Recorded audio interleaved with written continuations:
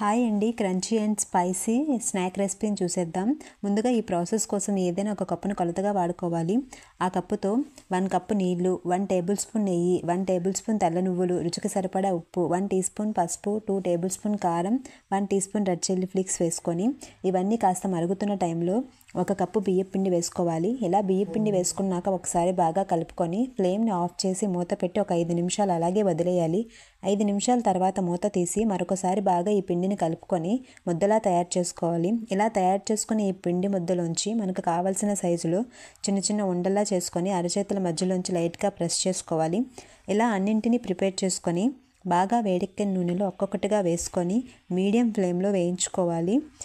మరి ఎక్కువసేపు deep fry చేయకుండా కొంచెం క్రిస్పీగా అయిన వెంటనే తీసేసుకోవాలి. ఇవి పూర్తిగా చల్లారాక ఏదైనా బాక్స్లో వేసుకొని స్టోర్ చేసుకోవడమే. అంతే, crunchy and tasty snack ready అయిపోయింది.